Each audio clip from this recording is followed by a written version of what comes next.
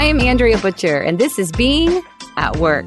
Being a leader is hard. So on this show, I set out to talk with experienced leaders to learn from their pivotal moments, how they led through the challenges we can all relate to but are often unheard.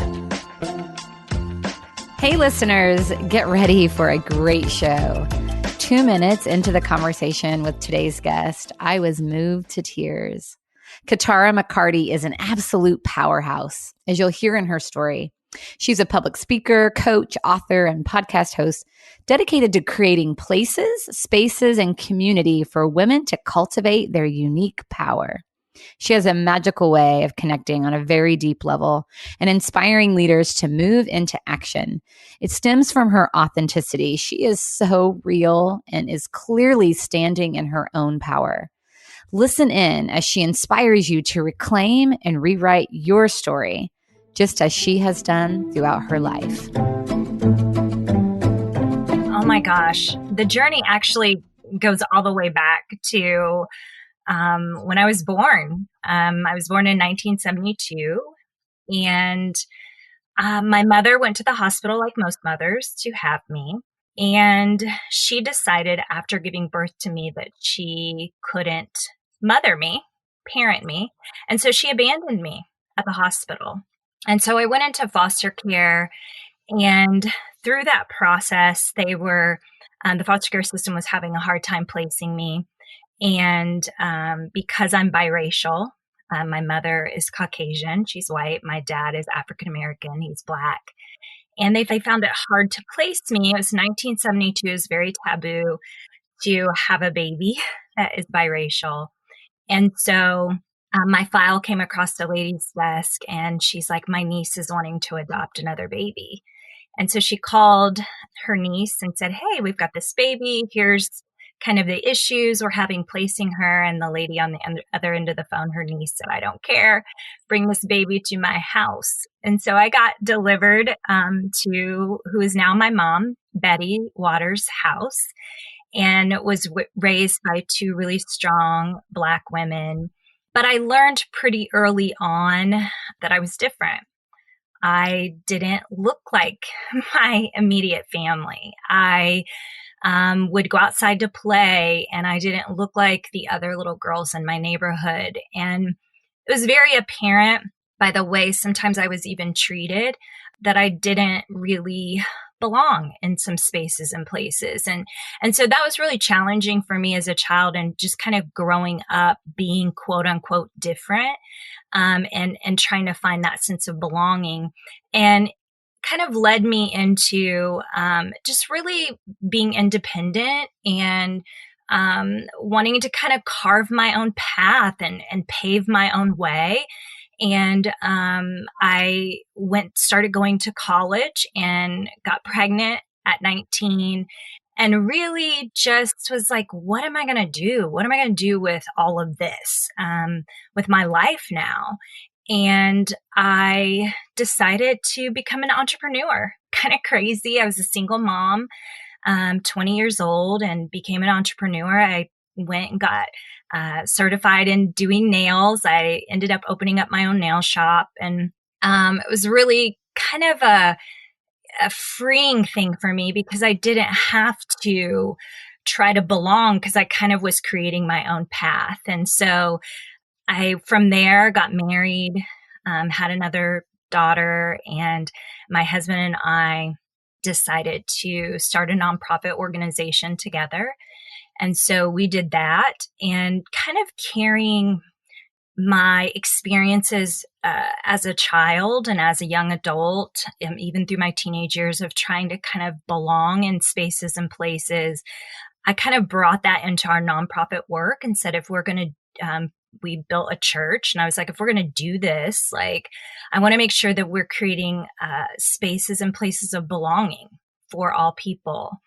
And so we went into that work, and I kind of started just kind of like being his like backup. Like, I'm here if you need me, like I'm helping you fulfill your dream. And I ended up becoming ordained and co-pastoring, co-leading that work with him.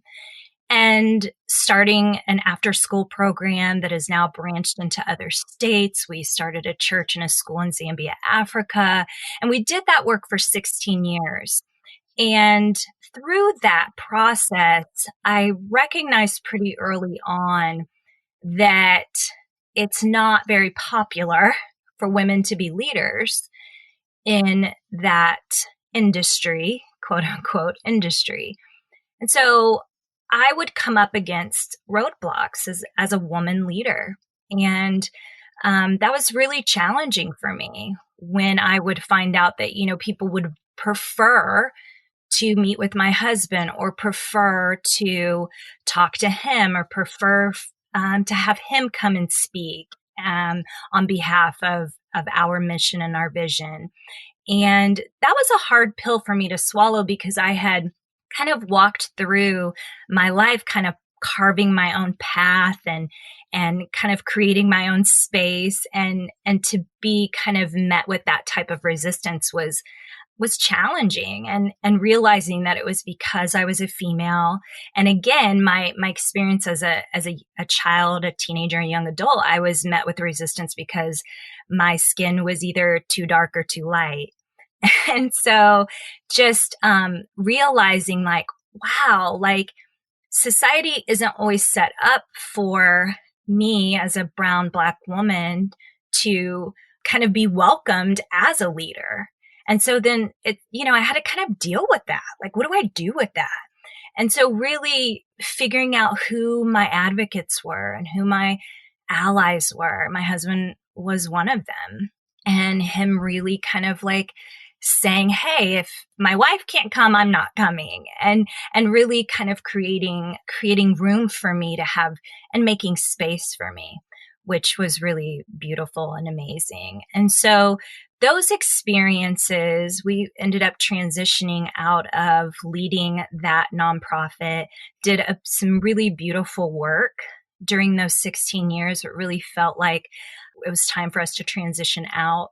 And as we were transitioning out, both of our daughters had graduated. My oldest was in college. My youngest had graduated high school. They were moving on with their lives.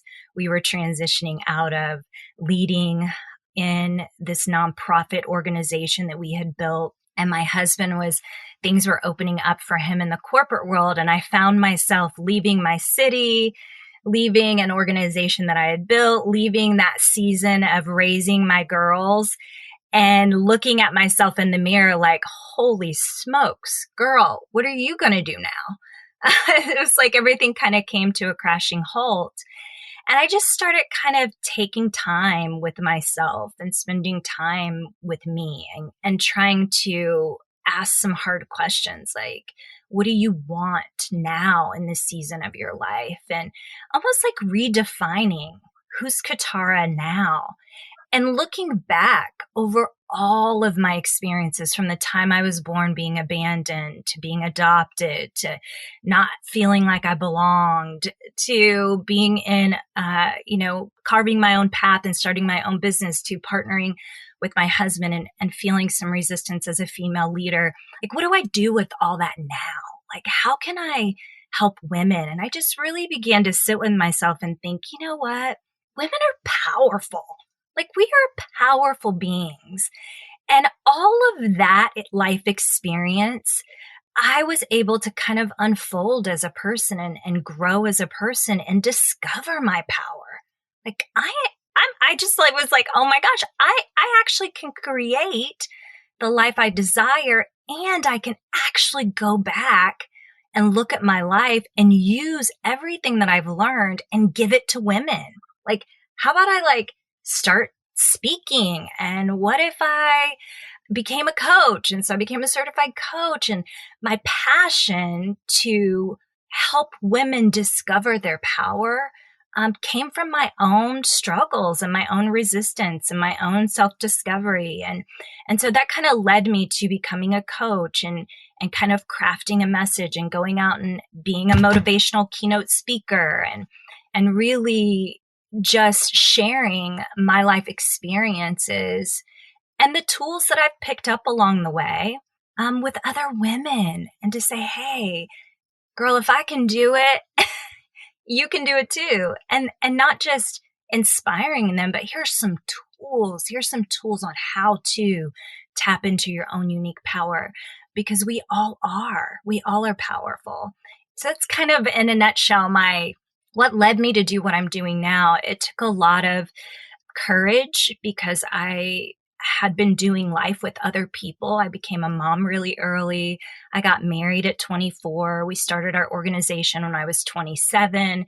So I had been kind of partnering with people in life, and all of a sudden it was just me betting on myself and starting my own business. And so it's been an interesting journey. I'm really excited about what's happened in my life in the last couple years. It's kind of unfolded for me, and that has kind of pointed me in this direction now to really empower women to live their fullest life, the life that they desire, and what I believe is the life that they deserve. And how long has it been now since you've been doing the work on your own? Yeah, it's been so we transitioned out of lead role within our organization, our nonprofit, 4 years ago. I took 2 of those years and actually worked for one of the largest Verizon wireless retailers in the nation. I was their director of culture for a couple years. So really, it's just been 2 years that I've been like, okay, Katara, you got to roll the dice, bet on yourself. You can actually do what you love, and you can make money, and you can help people, and it all can work together. And so I left the corporate world 2 years ago, and yeah, I'm just speaking, coaching, writing. Yeah, it's been an interesting journey. It's been scary though. It's been scary because you don't know what's on the other side, right? It's like, what's on the other side of this? I think I know. I hope I know what's really on the other side of this. And I just had to, it was almost like I just had to really dig deep and really listen intuitively to kind of what my heart was telling me to do.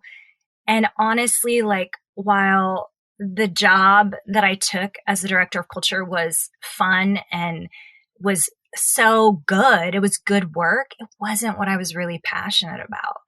And so I would find myself feeling like kind of down midway through the day. I'm like, what's going on? And I'm like, Kashar, you're not really tapping into what you're meant to do. And this is what you're meant to do in this season of your life. It was almost like my dream and my passion wouldn't leave me alone. It's like it just kept pecking on my shoulder, like, hey girl, you're supposed to be doing this over here, not this. And so, yeah, so it's been a couple years, and I'm slowly building my clients and so slowly getting opportunities to speak. But it's been good. It's been good and beautiful, wonderful, and empowering to kind of look back on, like, wow, girl, you're doing it, kind of patting myself on my own back and saying, yeah, you're really doing it. And you're really making a difference in other people's lives. Yeah, in the intro, I called you a powerhouse for that reason. Yeah, your story is such a powerful one because you've used all of the experience that you've had throughout your life to now create a business to empower others. You say your mission is creating places, spaces, and community for women to cultivate their unique power. And you're such a shining example of that over and over. There's such a genuineness about your story. Thank you. It's been real. it's been real. And something that I just have been really intentional about is to revisit those times in my life. So I take time every day to kind of carve out for just me. I kind of turn off my phone, close the door, and really spend some time meditating and just kind of being. And I've really created a practice where I kind of revisit those seasons of my life. And I want to keep it at the forefront of my mind because I don't want to ever forget, like, this is the evolution of Katara. This is what got you here. And so I spend time kind of thinking about that, because I want that passion. It's almost like throwing a log on the fire of my passion. It's like remembering the journey is a powerful way to do that. So, yeah. Well, and that's really key. I'd love for you to give our listeners a little more insight into like taking time to reflect. I love how you said, really reflecting on the evolution of Katara, because we're all evolving, aren't we? I mean, that's why we're here, right? To learn, to grow, to become better versions of ourselves. And yet, like you, Katara, I see leaders every day that are just living by default. They're just reacting to what's in front of them. They're tuned out. They're disengaged. And yet, within each and every one of us, like there's this longing for something more. There's this longing for a life of purpose and a life of passion. And you're living that. So tell us about like taking time out to reflect and really get clear on what your passion is. Like how have you done that throughout your life? Yeah, I mean, one of the things that I tell women all the time is you have to get still. You have to take time and get still. And in our busy culture and our busy lives, a lot of women wear a lot of hats. They work, some of us are moms, we have lots of hats that we're wearing. And we're just always like, soon as the alarm goes off, our mind starts going to the to-do list and how am I going to get everything done and what I need to do to organize this day. And my encouragement for women, my clients, when I go out to speak, is if you could just take 15, 20 minutes in the morning to get still, just get still and practice mindfulness. Like give yourself the gift of being with you. I think that being a young mom, I can look back and there were moments where I kind of lost myself. I was just in mommy mode and helping to support my husband in his dream and his vision. And, I kind of lost myself. And the way that I am not, trying not to lose myself today is really getting still, like practically carving out time to breathe in and to exhale and to just be with myself and to not focus on the to-do list, to just focus on me and like, Katara, what do you need today? Well, for someone who is very driven by the world, and for someone who's in the habit of waking up and immediately going to their phone and checking email and looking at social media, like that could feel really intimidating, right? Oh my gosh, I have to sit here and breathe for 15 to 20 minutes. So what are some baby step suggestions, or are there particular, I know there's all kinds of mindfulness apps. Do you have some favorites? What are some ways to dip your toe into that being still? I really encourage my clients like to build up to that. Like take 5 minutes, like set your timer on your phone, right? Like get your phone out, set your timer. We're not looking at emails. We're not answering texts. We're just have our timer there and just sitting for 5 minutes. It's hard. Like when I challenge my clients to do this, I revisit the next session. They're like, that was hard to do. But then I ask, why was it hard? Like, why was that hard for you to do? And some of my clients' responses is, I realized that there are parts of me that I don't like, right? There are parts of me that I'm like, ooh, I don't like that about me. So then, it's like, well, let's lean into that, right? It's like meeting someone new for the first time, right? Like spending time with them, you get to know them. So if it's not 15 or 20 minutes like I do now, start with 5. And I don't have a specific app that I use. I just put on some meditative music, or sometimes it's just silent. And I just sit and I try to just kind of focus on me. Yeah, just 5 minutes could start and really be an empowering thing to kind of spend time with yourself and get to know, who are you now in this season of your life? Like, I am somebody that is different than who I was. Even last year, even 5 months ago, things have happened that have shifted and kind of evolved in my life that have made me like, oh, this is who you are today. And so really, I think spending time with yourself is, in my opinion, super key. Another thing that I really encourage people to do, specifically women to do, is to get curious.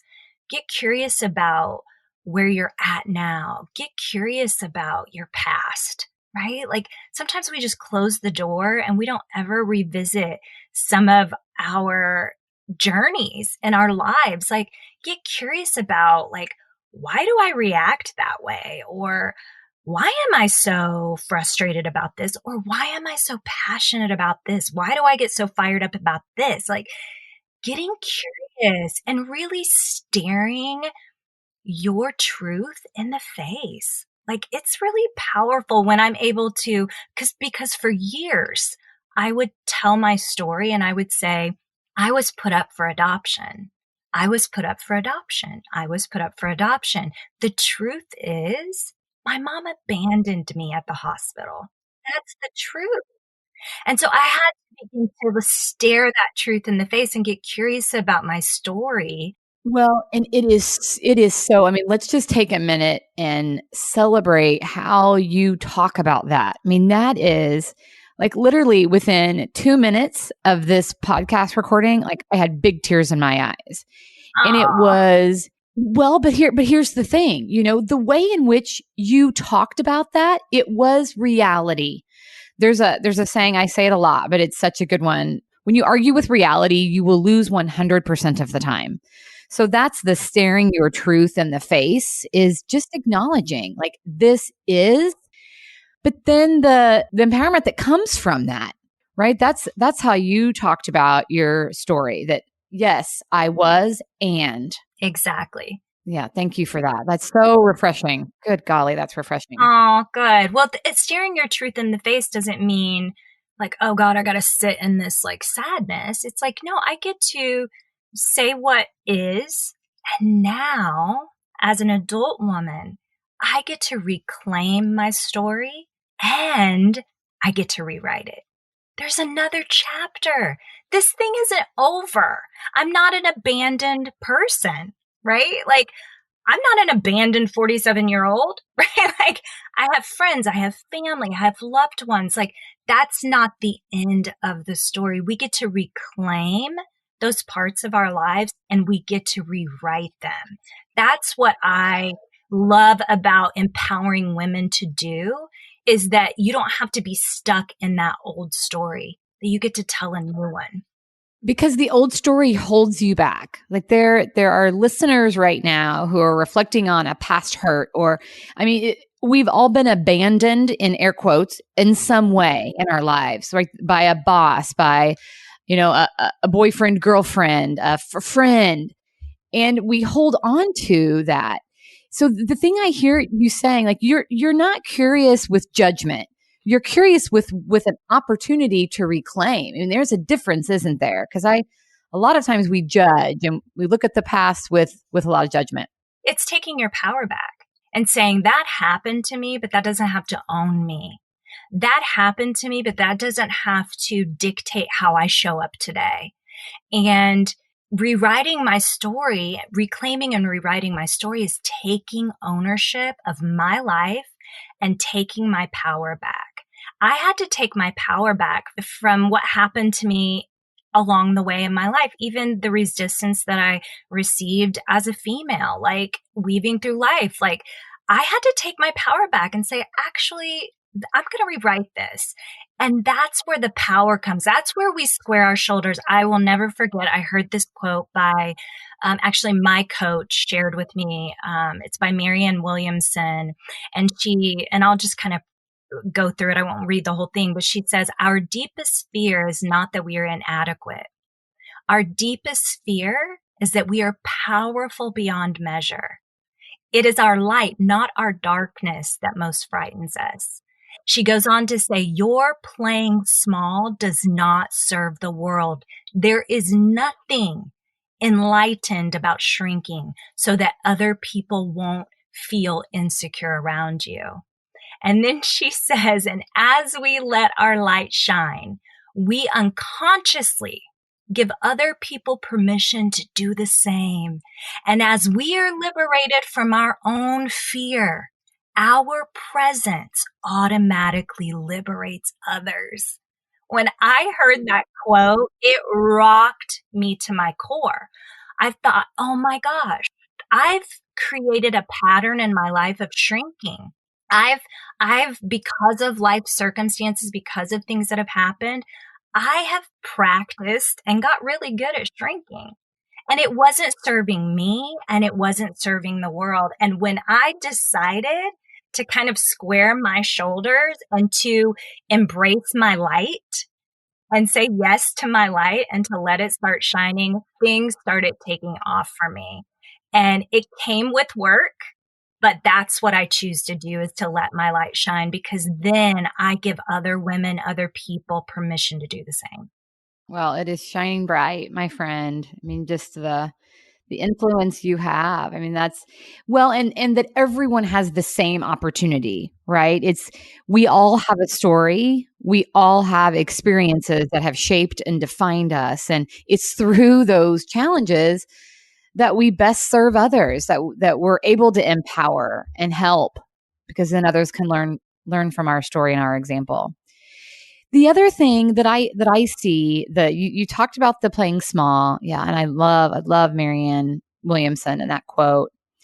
Talk a little bit about blame. What we have not heard is the mother who abandoned you. You could very easily create a story around her and blame her, and yet that doesn't show up in how you talk about it at all.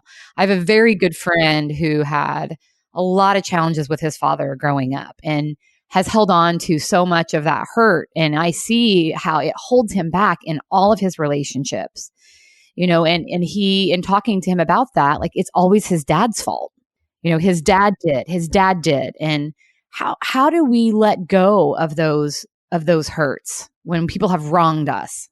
Yeah. I mean, I think that that's part of like taking your power back, because that was hurtful, right? My being abandoned, and, that led to lots of me feeling like I'm not enough and unworthy of love, and all the unpacking that I've had to do. And I don't know why I was able to do this. I mean, I've gotten therapy, I've had coaches, but I've been able to kind of zoom out and trust the universe, trust source, trust God, whatever, the higher power, whatever you call that. I call it source, but to zoom out and to trust that my life has played out how it was supposed to. And if I'm going to take my power back, I have to look at things from other perspectives. And so I had to kind of zoom out and then zoom back into my mom's life and to imagine, what was her life like? She was, a white woman in 1972, pregnant by a black man. In 1968, it was still illegal to marry outside your race. Like, I can imagine the pressure she may have been getting to not raise me, just from culture, from society. And so zooming out, but then zooming into her perspective and really having empathy toward her and her life and where she was. And then also, like, zooming out and zooming into my imagining, like, what was going on with my dad, or really having empathy from their perspective and saying, there's a reason why they made the choices that they did. And while that impacted me in a negative way, it doesn't have to keep impacting me in a negative way. That I can do something with this. I can heal and I can reclaim my story and I can rewrite my story. But you really have to kind of zoom out and trust that, life's not perfect for any of us. And I can't put blame that my life is like this because of you. Well, sure, there's parts of my life that's like that because of you, but I get to take control of that. And what am I going to do with that now so I don't pass that on to other people, pass on that bitterness, pass on that unforgiveness? Like, I don't want my life to be poisoned, right? So I have to really like look at things from other people's perspectives, and really, you gotta let go at some point. You really do. You gotta, and I know it sounds cliche, but you do have to forgive and you do have to let go if you're really going to own your life and say, this is not going to dictate my future. This is not going to dictate me and how I live out my life. Yes, and that's why you say it starts with taking your power back, because then that gives you energy, doesn't it? Absolutely, because then you're not because when you're blaming, you're constantly it's like this tape recorder that's playing in your head over and over and over that's super negative, and that doesn't produce positive things in your life. You've got to change the tape. You've got to change the tape. And though those things were negative and maybe impacted you, they also made you who you are. And what's good about that? What's good about that? Well, so I hear a lot of grace then in this, right? Yeah, so like you talked about just being curious without judgment. So, yeah, it's just a lot of grace for your experiences you've had. It's making me emotional. This is this is Yeah, pure gold. I feel it. I mean, I can feel what you're saying on such a deep level. And it's so important. We hold ourselves back. We get hooked up by just stupid shit that isn't important and doesn't matter. exactly. And we have to give ourselves grace. I have two girls. I was a mom at 20 years old. And then I had my second at 24. Like, I was still growing up. I was still discovering who I was. So I've had to give myself grace because I've passed on some stuff that's really beautiful to my girls. They're amazing, amazing people. But I've also passed on some BS. And I've had to give myself grace. I've had to apologize to them like, sis, I know that, there's some dysfunction there. I'm sorry. Call the therapist, send me the bill. I know you're going to need it because I had to have it. So, but you have to, that's what I tell them. I'm like, just send me the bill. I've messed up a little bit. Maybe not a Well, lot, but but a that's little bit. but that's a part of their experience, right? And part of their Yeah, evolution. That's what I always tell my daughter. It's like, I'm going to be so good for your growth. yeah, exactly. I'm helping you be better. But you got to give yourself grace. You got to give other people grace. You got to give yourself grace. I believe that's like key in really standing in your power, taking it back, reclaiming your story and rewriting. Because see, the fact is I was abandoned. That is a fact, but that's not true today. Well, you have defined that. You have chosen how to define what that means for you. Every word has an interpretation. What are you making of it? You make of your life what you want based on how you talk about it, right? That's the reclaiming and rewriting. It's what you say about it. It's really ownership and power. And that's what I'm passionate about with women is you are a powerful being. Like step into that power, step into your light, stop shrinking. We don't need any more. We need everybody stepping into their light, squaring their shoulders and owning their power. Well, and it is such a process, isn't it? I just on my drive this morning, I was reflecting on, I have felt quite a bit of doubt over the last couple of days, and I've really just been trying to notice that doubt. And I was thinking about last week, I had a couple of like really powerful moments, and I was just reflecting on like, there are going to be days when I'm going to feel so powerful, and there are going to be days when I feel doubtful, and it's all okay. Right behind that doubt, because there's something in that doubt that's helping me grow. And right behind it, I know there are powerful moments. So how do you, in those moments of doubt, insecurity, darkness emerging, like how do you respond to those moments? Yeah, I mean, I think that those moments are inevitable because life, it throws us curveballs. Things happen that we don't expect. I think that the way I handle that is just I have like really worked on being grounded in my power. And though I don't feel powerful in that moment, though I'm doubting or my limiting beliefs are coming up or fear is coming up in me, that doesn't mean that I'm not powerful. And that doesn't mean that I don't have what it takes.